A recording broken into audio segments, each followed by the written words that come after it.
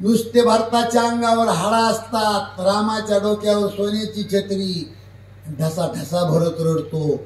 भरताच्या डोळ्यातलं पाणी, त्या पाण्याचा भाव तुलसीजीने याच्यात लिहिला आहे. भरताच्या डोळ्यातलं पाणी काय बोलत होतं?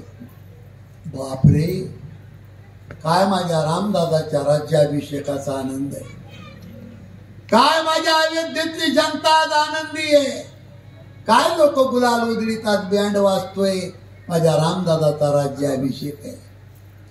पण 14 वर्ष उशिरा राम राज्याभिषेक झाला. याला कारण मी पापी भरत आहे. मी जर कैकेयीच्या पोटी जन्माला आलो नसतो तर रामाचा राज्याभिषेक 14 वर्षाच्या पूर्वी झाला असता. कैकेयीच्या पोटी माझ्यासारखा पापी मुलगा जन्माला आला नसता तर माझा बाप मेला नसता, तिघी माईला कपाळाचं कुंकू पुसावं लागलं नसतं, 14 वर्षे रामाला जंगलात भटकण्याची गरज पडली नसती. ह्या सगळ्या पापाला कारणीभूत मी आहे. तुम्हाला एक सांगू जाता जाता, दुसऱ्याला नावं ठेवण्यापेक्षा आपण किती शहाणे ती अगोदर पहा. हर एक माणूस घरच्या भाकरी खातो, लोकांचा उकांडा उकरतो, तू किती शहाणा ती बघ ना.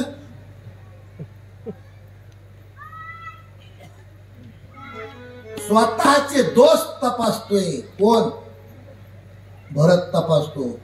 काकड्याच्या भूपाळीमध्ये ह्याच्याबद्दल एक चरण लिहून घेतले, लिहिलंय तुकाराम महाराजांनी. काकडा म्हणणारे मरायच्या माघारी काकडा म्हणून, त्याचा अर्थ कुणी काढावा? बापाओ,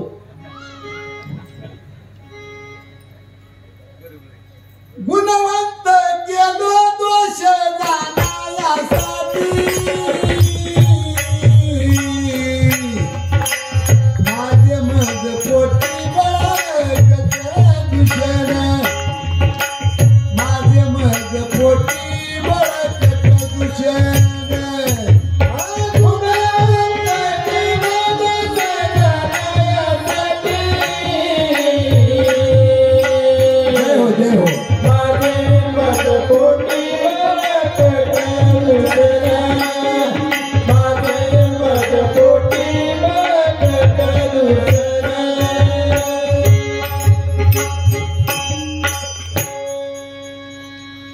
कोण गुणवान? आता एवढी पब्लिक गोष्टी, ह्याच्यातला गुणवान कोण? दुसऱ्याला नाव ठेवतो तो गुणवान नाही, स्वतःची घाण काढतो तो गुणवान. कारण तुकाराम महाराजांनी उत्तरार्धात सांगितलंय, माझी घाण काढायला गेलो, ती घाण माझ्यातच निघाली म्हणले. माझे मजपोटी बळकट दूषण. तो भरत म्हणतो 14 वर्ष उशीर होतोय माझ्या दादाच्या राज्याभिषेकाला, त्याला मी दोषी आहे. असा शहाणा भरत होता म्हणून रामराज्य स्थापन झालं. भरण पोषण करतो तो भरत. तिसरा मुद्दा आहे, शत्रुघ्न नाव का पडलं? शत्रूचा नैनाट करतो तो शत्रुघ्न. महाराज, शत्रुघ्नाने कोणता शत्रू मारला? तरी शत्रुघ्न नाव का? खरे शत्रू रामाने मारले, लक्ष्मणाने मारले. सज्जनानो, बाहेरचे शत्रू मारणं सोपं आहे, पण प्रत्येकाच्या रक्तामध्ये 3 शत्रू आहेत, काम, क्रोध आणि लोभ. 14 वर्षातून दरवाजा बंद केला. बाप मेला, राम लक्ष्मण जंगलात गेले, भरत नंदीग्रामात. दिवसात एक वेळेला महालाचा खांब कवटाळून शत्रुघ्न रडत होता. 14 वर्ष आतल्यात काम मारला, क्रोध मारला, लोभ मारला. आतले शत्रू मारणारा अयोध्येतला 1 नंबरचा वीर आहे, त्याचं नाव आहे शत्रुघ्न. 4ही मुलांचा नामकरण विधी सोहळा. याच्यात महत्वाचा मुद्दा मला सांगायचा आहे, नावाला किंमत आहे. हो, नाही तर महिला मंडळीमध्ये नाव असते. नाव असतं शांताबाई, पण तिला भांडणाशिवाय करमत नाही. इथल्या शांताबाईने जीवाला खाऊ नये, मला 2-3 दिवस चहा पाणी करायचे. नाव असत गंगाधर, अनांगुळ नाही महिनाभर. आता दुसरा एक मुद्दा आपलं थोडा. ए पुरी इकडे लक्ष दे. कुणाचं नाव काय ठेवलं असेल कोणी. ह्यांचे मृदंग वाजित, हे तबला वाजित, हे शिंत, हे विदर्भातले. ह्यांचं आडनाव काय? आडनाव दणके.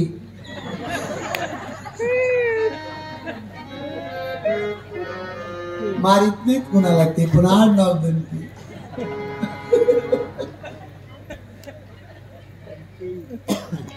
ते आमच्या जालिंदर दादा नेरकर पिसेगावचे मित्र आहेत आमचे, येणार आहेत कथेला.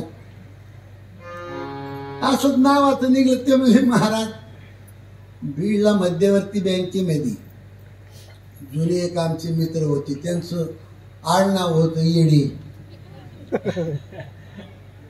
येडे येडे. आणि त्यांच्या मुलाला जी मुलगी मिळाली त्या पाहुण्याचं नाव शहाणी.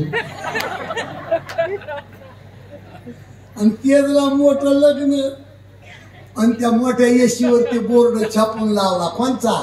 येडे आणि शहाणे सर्वांचे स्वागत करीत आहे.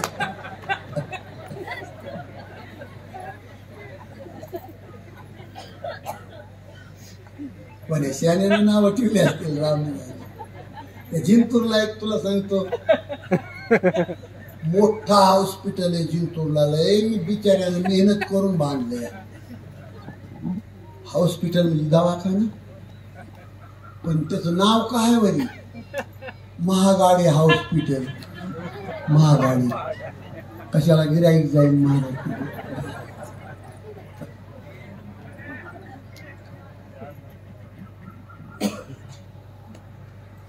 थोडं थोडं करमणूक लागते. प्यापायने मावशी शेजारी नरडे कोरडे पडले, महाराजाचं सुजू जातो. मावशी 7-8 रोज आता पाणी पित नाही.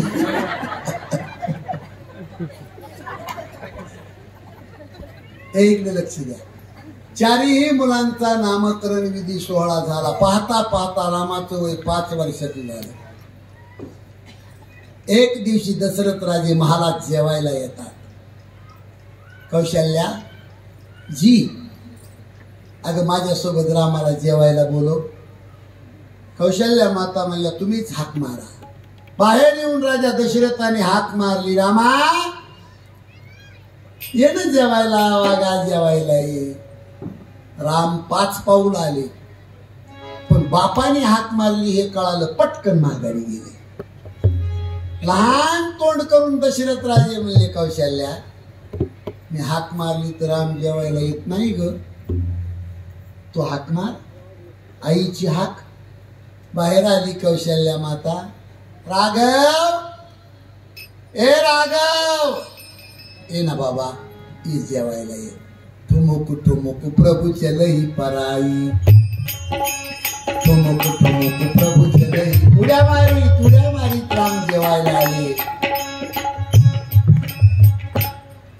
दशरथ राजाने हाक मारली तर राम येत नाही, आणि कौशल्या मातेने हाक मारली तर राम उड्या मारीत आले. आध्यात्मिक तत्व रामायणात शिकवलंय. दशरथ राजा हे ज्ञान आहे आणि कौशल्या माता हे प्रेम आहे. जो माणूस स्वतःला शहाणा समजतो त्याच्यापासून देव 10 किलोमीटर बाजूला थांबतो. जो माणूस म्हणतो मी भोळा भाळा वारकरी आहे, देव त्याच्या पदराखाली येऊन थांबतो. तो का म्हणेल आहे शहाणी यादुरी. म्हणून दशरथ राजा ज्ञान आहे, कौशल्या माता हे प्रेम आहे. प्रेमाच्या जवळ येतो देव. चला पाहता पाहता रामाचं 15 वर्षाचं वय झालं आणि गुरुदेवाच्या आश्रमावर विद्या शिकण्यासाठी राम गेले. आपल्यासमोर महत्वाचा मुद्दा आहे. माझ्याकडे लक्ष आहे का तुमचं? जगाच्या बापाला गुरुच्या झोपडीवर जाऊन विद्या शिकायची गरज काय? पण सांगू तुम्हाला, कुणीही असं गुरुच्या सानिध्यात झोपडीवर गेल्याशिवाय विद्या लाभत नसते. आता इथून मुलगा आपण आळंदीलाच का पाठवतो? तिथं गेल्याच्या नंतर तो माहूल असतो, तिथं मुलाची श्रद्धा वाढते. मंदिरात का जातो माणूस? श्रद्धा वाढण्यासाठी जातो. एखादा माणूस म्हणे, नो चोले महाराज, माझ्या मुलाला मृदंग शिकवण्यासाठी 5,000 रुपये महिन्यानी माणूस ठेवलाय आम्ही बांगल्यावर. काय घडल महाराज? तो मुलगा त्या गुरुला गुरु म्हणून मानणार नाही. तो मुलगा म्हणेन, माझ्या बापाने 5,000 रुपये महिन्यानी हा माणूस माझ्या हाताखाली शिकवायला ठेवलाय. गुरु म्हणून श्रद्धा बसणार नाही. आणि जोपर्यंत गुरु म्हणून श्रद्धा बसत नाही तोपर्यंत अख्खा परमार्थ फेल आहे महाराज, अख्खा परमार्थ. तुम्हाला सांगू मी, 1 मिनिट घेतो, जास्त नाही. बीडच्या पश्चिमेला बागलाण्याचा काकड हिरा, मातंग समाजातली चंपाबाई नावाची एक मातंग मांग समाजातली बाई होती. 50 वर्ष संत भगवान बाबाच्या सोबत तुळस वागवली. 110 वर्षाची म्हातारी झोपडपट्टीवर गोदाड्यामध्ये पडली होती. 15 दिवसापासून प्राण जातो येतो, मरतही नाही जगतही नाही. इकडे लक्ष द्या. पण कुणीतरी ही गोष्ट भगवान बाबाला कळवली. गंगा नावाच्या घोडीवर बसून संत भगवान बाबा काकड हिऱ्याला मंदिराजवळ घोडी बांधली. भरा भरा भरा भरा समाज जमला. बाबा पुढं, समाज पाठीमाग. त्या झोपडपट्टीवर झोपडीत संत भगवान बाबा गेले. इथून दिसेल मावशी हो तुम्हाला. 110 वर्षाची चंपाबाई नावाची मातंग समाजातली म्हातारी, डोळे बंद होते, हृदय बंद पडलं होतं. पण संत भगवान बाबांनी त्या म्हातारीचं डोकं उचलून स्वतःच्या मांडीवर घेतलं. पांढरे शुभ्र विस्कटलेले केस बाबांनी एकत्रित करून त्याची गाठ मारली. कानामध्ये आवाज दिला, चंपाबाई बसा, बसा तिथे दादा समोर बसा.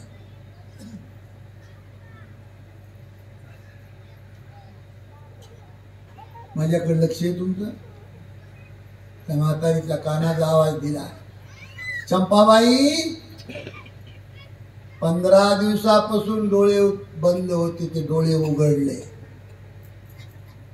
50 वर्ष बाबाच्या पंक्तीला जेवणारी, तुळस वागवणारी मातंग समाजातली बाई. पण मरण येत नाही. काय येत नाही मरण? जोपर्यंत संत भगवान बाबा माझं मस्तक उचलून मांडीवर घेत नाहीत तोपर्यंत प्राण सोडायचा नाही. बाबांनी मांडीवर मस्तक घेतलं,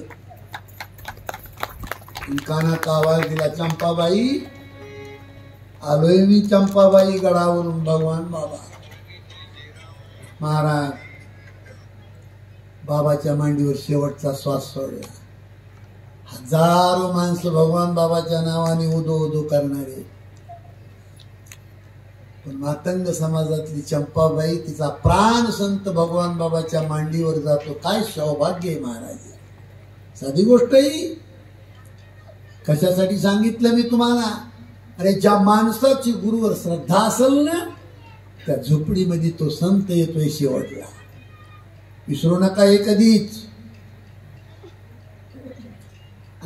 श्रद्धा जर तुमची थोकडी असेल तर त्या परमार्थाला 0 किंमत आहे. गुरु कसा बी असू द्या, पण गुरुवरची श्रद्धा अटळ पाहिजे. आणि हे कळण्यासाठी 1-2 मिनिटाचा दृष्टांत सांगतो तुम्हाला. एक मेंढ्या सांभाळणारा धनगर, पण त्याला कळालं, लाईस्पीकरचा आवाज ऐकला, पिंपळगाव मध्ये लांबून महाराज आलेत. मेंढ्या कोंडून टाकल्या, चला आपल्याला गुरु करायचेत महाराज. मेंढ्या कोंडून टाकल्या, पण गुरु दक्षिणा काय घेऊन जावं म्हणून 2 वांगे आणि 1 कोथिंबिरीची जोडी घेऊन निघाला धनगर. पिंपळगाव मध्ये जितो महाराजाची व्यवस्था तिथं आला तो धनगर. गुरुने विचारलं कुठले आपण? महाराज मी विड्याचा धनगर आहे. कशासाठी आले? महाराज मला अनुग्रह द्या, गुरु करायचा आहे. गुरु म्हणला दक्षिणा काय आणलीस? यानं पटकन 2 वांगे कोथिंबिरीची जुडी काढली आणि गुरुच्या पायावर ठेवली. गुरु मनातली मनात म्हणला, अरे ह्यानं का मला बोलू तर समजलं का? वांगे आणि कोथिंबिरीची जुडी काय दक्षिणा असती? श्रद्धेनं दक्षिणा ठेवली धनगरानं, पण गुरुनं टिंगल केली.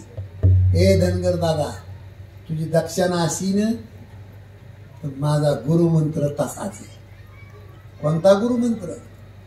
2 बैंगणी 1 कोथिंबिरीची जुडी या मंत्राचा जप कर. आणि गुरुचा शब्द सुटला, भवसागर तरशील. पण या मंत्राचा जप कर. कोणचा मंत्र? 2 बैंगणी 1 कोथिंबिरीची जुडी. मला महत्वाचा शब्द तुम्हाला सांगायचा आहे. महाराज गुरुने टिंगल केली, पण टिंगलीवर धनगरानं श्रद्धा ठेवली आणि निघाला धनगर. 2 बैंगणी 1 कोथिंबिरीची जोडी, 2 बैंगणी 1 कोथिंबिरीची जोडी, 2 बैंगणी 1 कोथिंबिरीची जोडी, 2 बैंगणी 1 कोथिंबिरीची जोडी.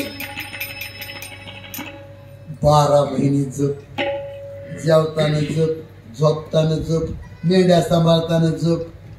बघता बघता 12 महिने निघून गेले. पिंपळगावला पुन्हा सप्तान. गुरु आले, कळालं धनगराला. मेंढ्या कोंडून टाकल्या. घरी आला, बायकोला म्हणला, गे सडा सारवण, दाराला तोरण, नवे कपडे. माझ्या गुरुला मी घेऊन येणार आहे. लेकराला मस्तपैकी कपडे घाल. निघाला धनगर. पण पिंपळगावला येण्यासाठी मोठी महापुरानं भरून एक नदी वाहत होती. महापुरातून पलीकड कसं जायचं? धनगर नदीच्या काठावर आला, पलीकड कसं जायचं? पण धनगराला आठवण झाली की माझ्या गुरुनं गेल्या वर्षी मला सांगितलं, या मंत्राचा जप कर, भवसागर तरशील. आणि ही तर नदी म्हणला. गुरुनं सागर तरशील म्हणून सांगितलं. ही नदी खांद्यावरची घोंगडी नदीच्या काठावर टाकली, मांडी घालून बसला, गुरुचं स्मरण केलं. गुरुनं दिलेल्या मंत्राचं उच्चारण केलं. कसं केलं उच्चारण? 2 बैंगणी 1 कोथिंबिरीची जुडी, उचल घोंगडी चल पहिलं थडी. सर गेला ना धनगर पलीकडे. काय बघता माझ्याकडे?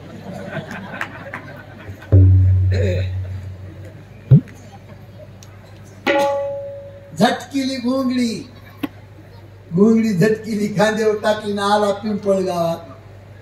जिथं ते गुरु महाराज तिथं आला तो धनगर. बाबा जय आली. तू गेल्या वर्षीचा धनगर आहे का रे? कोण बाबा? मी गेल्या वर्षीचा धनगर आहे. गुरु म्हणला, ह्या महापुरातून कसा आला? धनगर म्हणला, बाबा तुम्ही टिंगल करता का हो? तुम्ही नाही सांगितलं होतं का या मंत्राचा जप कर, भवसागर तरशील? घोगडीवर बसलो, तुमचं स्मरण केलं, तुम्ही दिलेल्या मंत्राचं उच्चारण केलं, सारखून अलीकडं आलो. आणि तसं आलो नाही बाबा. आता तुम्हाला मी इथे बाप गुरुचा भीती वाढला. चला बाबा, बाबा चला, चला मी बाबा, बाबा बाबा चला. बाबा म्हणला, हे नाही पटकन उठा, तो उचलून मी धनगर आहे तो. महाराज आखा गाव गोळा केला त्या नदीच्या काठावर गुरुने. डबडबल्या डोळ्याने गुरुने गावाला हात जोडले.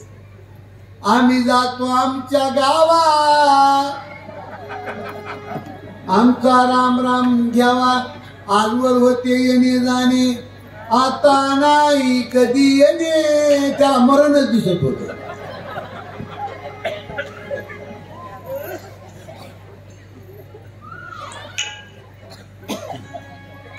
अहो महाराज, गुरुनं शिष्यानं धनगर दादानं गुरुचा चेहरा पाहिला. बाबा भीती वाटते तुम्हाला?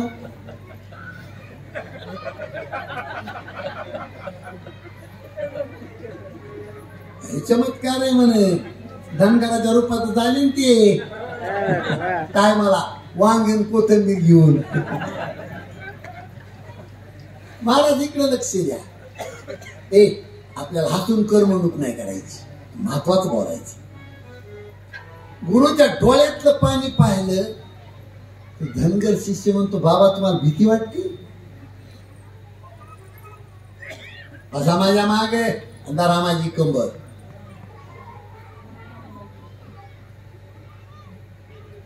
कंबर धरली कंबर. महाराज तुम्हाला एक सांगू, मी जन्मभर भजन केलं, अहो गुरुवर विश्वास नाही, याच्या एक काय वाईट. जन्मभर तुम्ही परमार्थ करून तुमच्यावरच विश्वास नाही, काय त्या परमार्थाला चवाडी. धनगर म्हणतो, बाबा धरा माझी कंबर. आणि त्याच गुरुचा मंत्र आहे, पण त्या मंत्रावर गुरुची श्रद्धा नाही, धनगराची श्रद्धा आहे. श्रद्धामुळे ह्या शब्दामुळे आपण गेलोय. बाबा डोळे झाका, पक्का धरला धनगर. संकट काळी शिष्याने गुरु धरायचा का गुरुने शिष्य? दो बैंगनी एक कोथिंबीरीची जुडी, उचल गोंगडी चल पहिला थाळी. सर अहो गेला पलीकडे धनगर गुरु. धनगर म्हणतो, बाबा कंबर सोडा.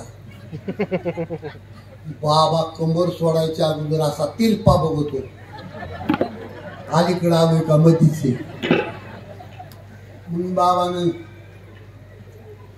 त्याला कळाला अलीकडे आलो, कंबर सोडली आणि जाहीर धनगराचं दर्शन घेतलं. अरे धनगर दादा, वांगेन कोथिंबीरीची जोडी काय मंत्र असतो?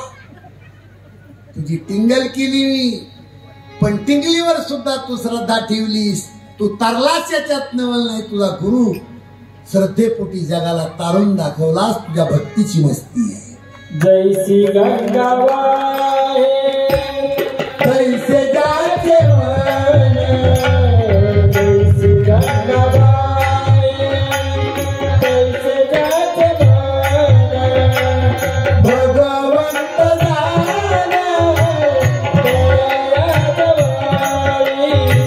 भगवंत दयाजवाई.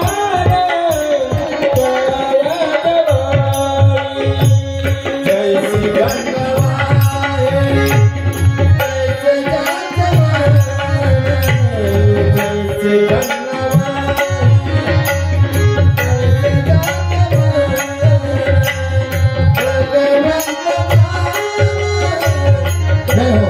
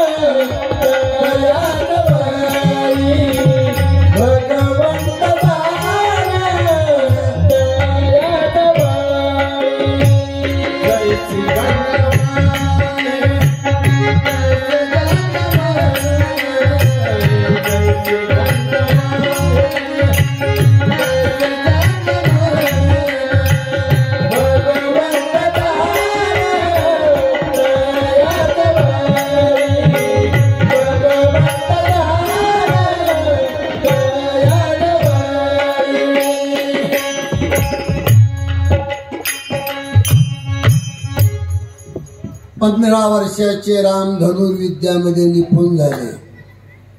आणि एक दिवशी सूर्य उदयाला दशरथ राजाच्या दरबारामध्ये एक महात्मा येतो. राजा दशरथाला कळालं धावत आले, साष्टांग दंडवत गुरुच्या पायावर घेतला. माझ्याकडे लक्ष द्या. 60,000 वर्ष लोखंडाचं पीठ खाऊन तपश्चर्या करणारे विश्वामित्र. बाबा तुम्हाला खरं सांगू बाबा, मी खूप पापी माणूस आहे. दशरथ राजे त्या गुरुदेवाला बोलते, तिकडे लक्ष द्या. खूप पापी आहे मी. कारण श्रावण बाळ आणि श्रावण बाळाच्या मायबापाची हत्या करणारा जगातला 1 नंबरचा मी दुराचारी आहे, राजा दशरथ. पण मी इतका पापी असून सुद्धा बिगर बुलाए जब संत घर आए तो समजले ना पूर्वजों की पुण्य आहे. बाबा मी पापी आहे, पण म्हणजे माझे मायबाप नक्की पुण्यवान असावा. या बाबा या या. सुंदर गादीवर बसवलं, विश्वामित्राची पूजा केली. लहान होऊन राजा दशरथाने विचारलं, बाबा कशासाठी आले? जेठ तुझा पुत्र मला देई दशरथा, जेठ तुझा पुत्र मला देई दशरथा, जेठ तुझा पुत्र मला देई दशरथा, जेठ तुझा पुत्र मला देई दशरथा, जेठ तुझा पुत्र मला देई दशरथा, जेठ तुझा पुत्र मला देई दशरथा, जेठ तुझा पुत्र मला देई दशरथा, जेठ तुझा पुत्र मला देई दशरथा. यज्ञ रक्षणार्थ तूच करता, यज्ञ रक्षणार्थ तूच करता, जेठ तुझा पुत्र मला देई दशरथा, जेठ तुझा पुत्र मला देई दशरथा, जेठ तुझा पुत्र मला देई दशरथा, जेठ तुझा पुत्र मला देई दशरथा.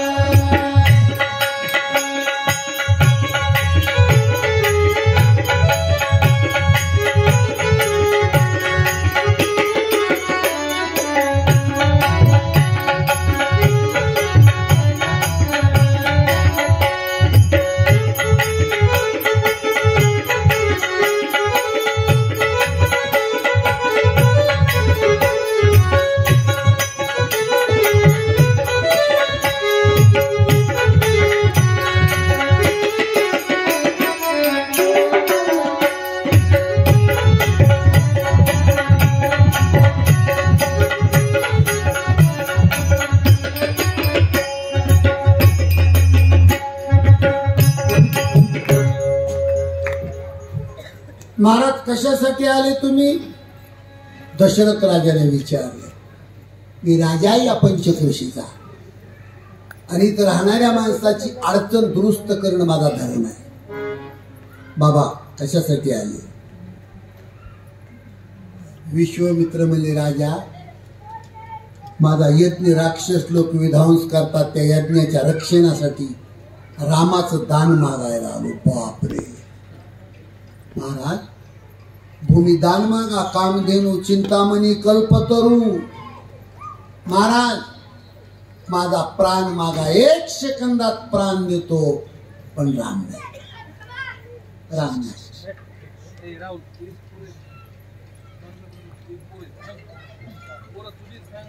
पटकन उठले विश्वामित्र, 2-4 पायऱ्या खाली उतरले आणि फिरून दशरथ राजाला धमकी दिली विश्वामित्राने. ए राजा, नाही देत तुला राम, नको देऊ, पण लक्षात ठेव मला विश्वामित्र म्हणतात. राजा हरिश्चंद्राची आठवण कर. तुझ्या वंशामध्ये राजा हरिश्चंद्राच्या राशीला येऊन गेलो एकदा मी.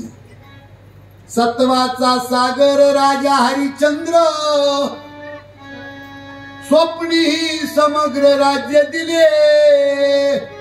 स्वप्नात दान दिलं विश्वामित्राला. जागृतीमध्ये खरं करून दाखवायला बायकून लिकरू विकावा लागलं, वेश्याबाईला सुद्धा. पटकन आले वशिष्ठ गुरुदेवन, त्यांनी हे पाहिले. हे राजा काय चाललंय काय तुमचं? राम काय लक्ष्मणाला सुद्धा देऊन टाक या म्हाताऱ्याच्या सोबत, आणि हे जर तू नाही केलंस तर ते म्हातारं म्हणे म्याचा आगीत राखेल होतले, कारण ह्या म्हाताऱ्याचं त्या म्हाताऱ्याचं पिढ्यान पिढ्या तिरपट होतं. वशिष्ठ गुरुदेवाचं विश्वामित्राचं राम लक्ष्मणाला विश्वामित्राच्या सोबत दिलं जात आहे. पण जाताना कौशल्या माता रामाला शिकवण देते, बाबा जंगलातले मायबाप आजपासून तुझे विश्वामित्र त्यांचं वचन कधी मोडू नको. राम लक्ष्मण घेऊन निघाले. विश्वामित्र जंगलामध्ये एक बाई झोपली होती. करवली दिसती काय की?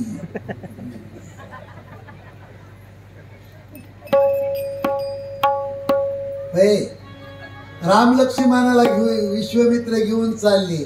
जंगलात एक बाई झोपली होती. त्या बाईचं नाव आहे ताटिका. राम लक्ष्मणाच्या पायाचा आवाज तिच्या कानावर गेला आणि जांभळी दिली तिनं. उठून बसली तरी 100 फूट उंच होती. बसल्या बसल्या सुद्धा 100 फूट. आणि तिचा कलर इतका गोरा पान होता, ह्या साऊंड इतका गोरा. उठली ताटिका, मैं तुम तीनों को खाऊंगी छोडूंगी नहीं. विश्वामित्रानं सांगितलं, रामा राक्षसी नाही ती, बाण काढ आणि तिचं शिर उडव. राम म्हणले, गुरुदेव रघुकुलाचा नियम आहे, आणि स्त्रीची हत्या नाही करत कधी. बापरे, बाई तर धावून आली. राम तर काय बाण उचली ना. गुरुला किती अडचण पडली, पण गुरुने डोकं लावलं. रामा जी, रघुकुलाचा नियम आहे स्त्रीची हत्या न करणे, मला मान्य आहे. पण रामा रघुकुलाचा दुसरा एक नियम आहे. कोणता गुरुदेव? रामा मला खरं सांगावेत, त्या सोडताना तुझ्या आईनं तुला काय सांगितलंय की आजपासून जंगलामध्ये तुझे मायबाप विश्वामित्र गुरुदेव त्यांचं वचन मोडू नको, सांगितलं तुझ्या आईनं. रामा रघुकुलाचा दुसरा एक नियम आहे. रघुकुल रीत सदा चली आई, प्राण जाई पर वचन न जाई. तुला आईने सांगितले माझं वचन मोडू नको. रामानं बाण काढला. विशाल भाऊ आली आली आली आली.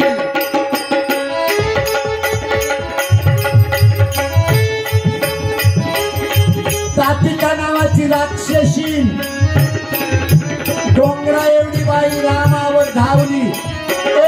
मैं तुम तीनों को खाऊंगी.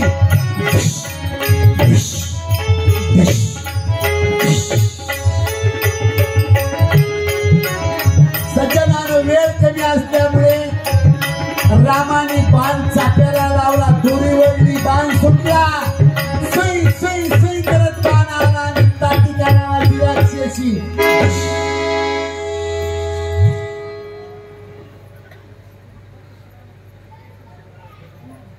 उशीर आले तुम्ही.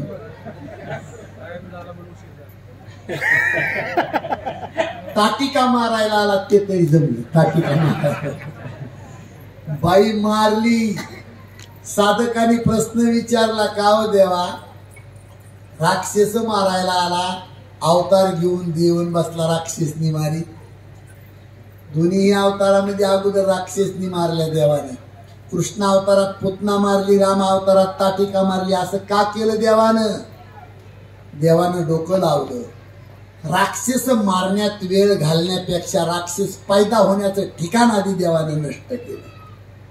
दुर्गुण जहां से पैदा होता है वो ठिकाण खत्म करना भगवान का काम है. राम लक्ष्मणाला घेऊन विश्वामित्र यज्ञाच्या ठिकाणी गेले. यज्ञाचं रक्षण करताना मारीच मामाचा राक्षस 400 कोस समुद्राच्या पलीकडे पाठवला. सुबाहू जाग्यावर मारला. यज्ञाचं रक्षण झालं. आता राम लक्ष्मणाला घेऊन विश्वामित्र गुरुदेव मिथिला नगरीच्या दिशेने निघाले. कारण आता आपल्याला सीता स्वयंवराकडे जायचंय. Hare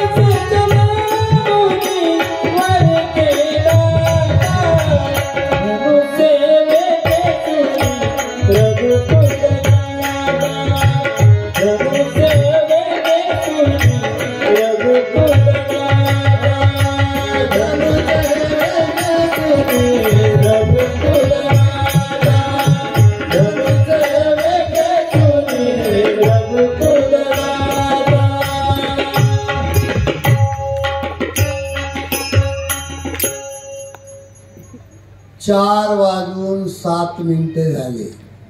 53 मिनिटं शिल्लक आहेत आपली. त्याच्यात सीता सोयीवर 7 मंगलाष्टक, पसायदान, संदेश, लग्नाचं गीत. 53 मिनिटं कुठं जाते त्याचा तपास नाही. तोपर्यंत थोडे एक सुंदर पैकी भजन